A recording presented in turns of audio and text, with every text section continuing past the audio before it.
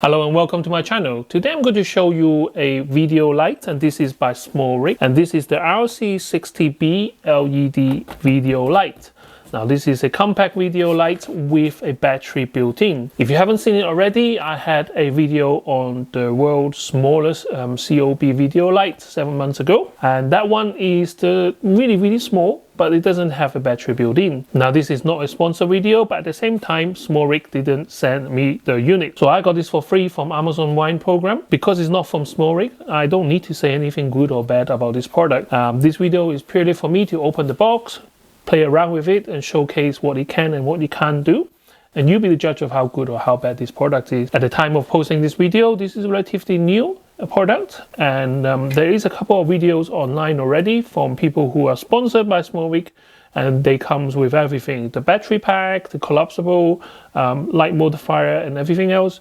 This video is not like that, so they sent me this unit right here, which is kind of the standard. At £199 or around $199, this is what you get. So on the box, it does say the battery spec. So this is a 14.4 volt and 3,400 milliamp hour battery. The brochure do say that it can last about 3 hours with the eco mode, which restrict the power output, or around 45 minutes to an hour of it being running on full power.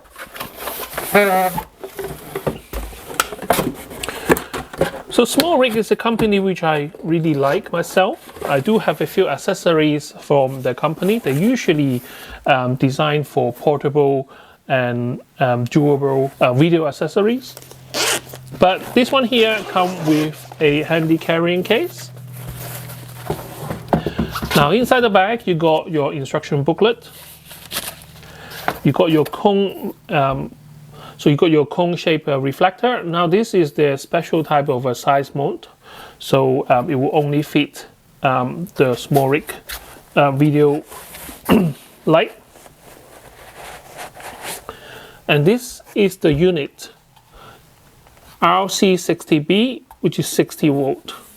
It's not much bigger than the world's smallest COB video light. Literally, it was like, you know, a cube, but now you have a battery built in. I'll give you guys a close-up look later on when it's all kind of assembled. In terms of construction-wise, it has plastic construction on the side. It is a really solid product. It doesn't feel cheap at all in my hands. So that's your surface mount LED in the front. It does get really hot, so you know there is a built-in fan on top to disperse the heat. And let's just check the weight of the light. At 683 grams, including the battery, I think this is a really compact product. It won't be the world's smallest, but not far off from what I think is a compact video light. And that's the cone. Looks like a tripod, but it's not. This is just a handle. Got some USB-C cable.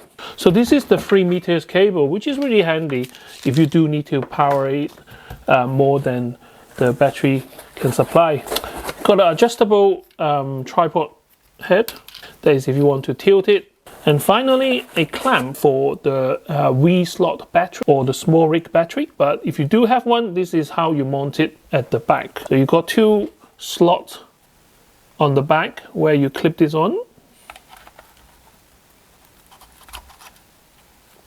And now you have a storage space for a power bank, or I guess if you do use your phone, you can actually clamp your phone at the back here as well. So at the back here, you got your USB-C input, and you got a flip switch, which is off and on.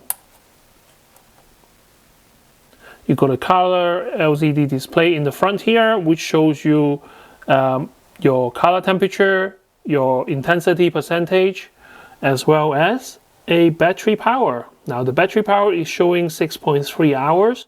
Obviously this is a 1% at the moment at 5200 Kelvin, and this will run by 6.3 hours. And you got the eco button here.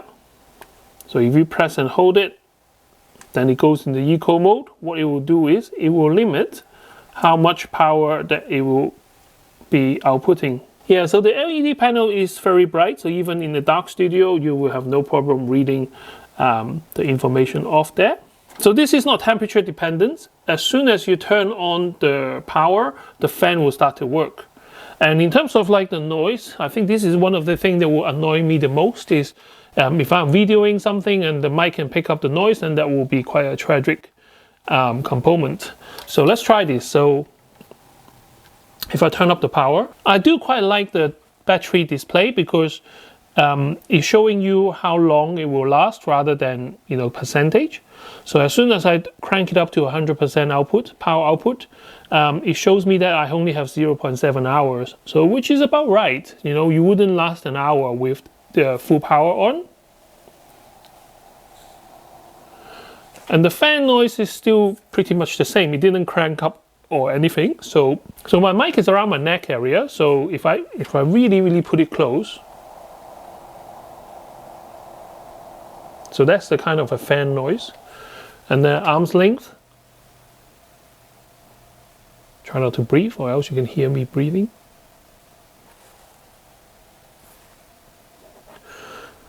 Looking at my sound level, I don't think you will pick it up that easily, especially if you're not close to the light. This is 60 volt light. I mean, 60 volt is kind of really bright already, but I wouldn't go around shooting like at 100% all the time. So let's tone it down to, let's say, around 25.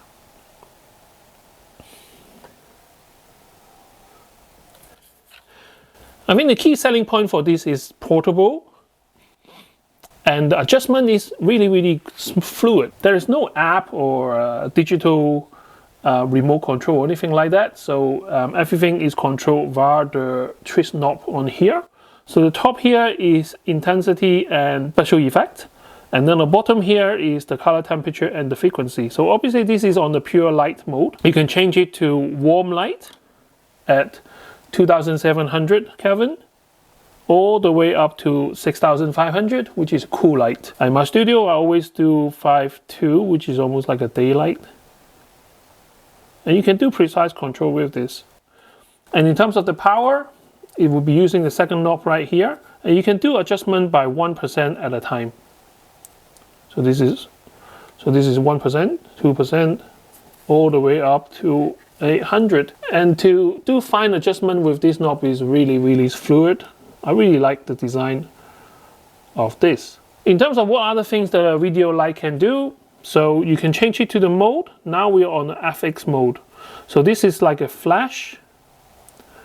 You can change it to, like, you know, starlight, fireworks, party, a mixture of a fire, and then you can change the frequency. Change the frequency, you can press the knob down, and then you can change how fast it changes. 10 is the fastest in terms of frequency, in terms of how fast it will flash. I don't usually use this kind of function because I'm quite boring. I'm doing kind of a review video, so I don't really use the mode function. I'm usually using my stuff for lighting equipment. Alright, so I have turned off every single light in this studio. So this is actually kind of pitch black right now. And that's the LCD display on the light. So you can still see very clearly, well, I can still see it very clearly. It's on 5200 Kelvin and intensity 0. So let's turn on the light at 1%.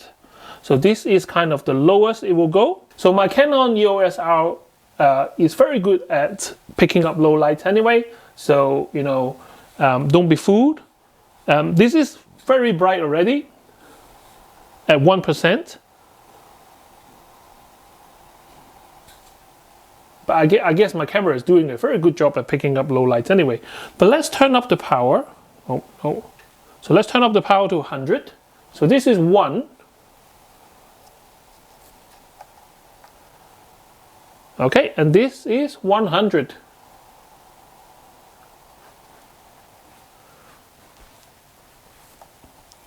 And if I change the color temperature, so this is cool light.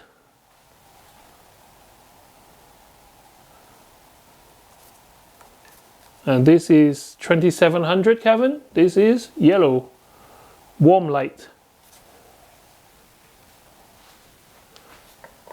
And if I have to run around, you know, shining lights at the production, then I think this is a really cute and easy to use light. A bit like a 4 hammer. If I take the spotlight reflector off, you do get a bit more diffuse light.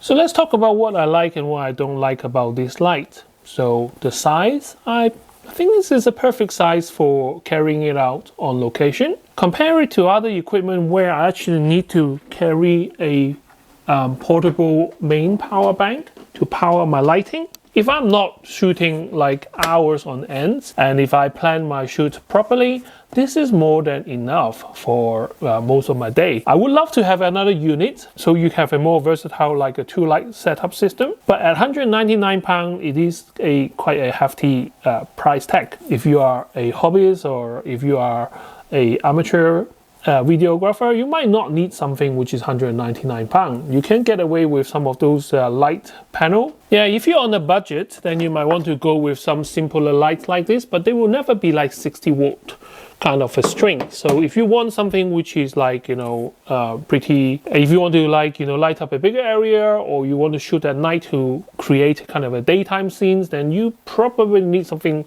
powerful like this. You can get the normal light up setting but carry around a big power bank to give you power on site, or you pay a bit more to get something compact like this. And I also really like the quality of the light. I mean, this is not a cheaply put together unit. This is actually a well thought out design unit. The control knob and the buttons, they are all kind of high quality. The mount itself, even the handle that come with it, I think is great. And also the display is very good, surprisingly good. I mean, this is a color LED display, it gives you all the information at a glance. The battery capacity indicator is really, really smart. I like the way that it tells you how much time you have left. There is so many times that, you know, we forget to switch off our equipment and it drains all the battery until we have no more light when we need to. This one actually tells you how much time you have left by the setting that you have. So there will be a bit of a give and take. You don't want to stress the light too much until you don't have enough time to finish your shoot. But if you know that you're going to not have enough time to finish your shoot, you might want to plug in a power bank and then carry on shooting for the rest of your day. A couple of things I don't like about it. So first, because this is not a sponsor video, I only get what come in the box. And what it come in the box is a very good reflector, but at the same time, it doesn't come with any diffuser at all.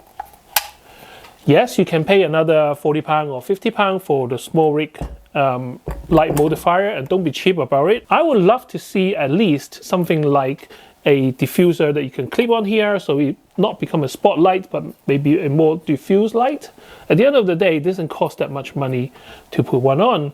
I mean, I can always put a cloth in front of it and use rubber band to just clip it on. So it's not really a deal breaker or anything like that, but I would like to see a bit more included in the price itself, which doesn't cost that much money.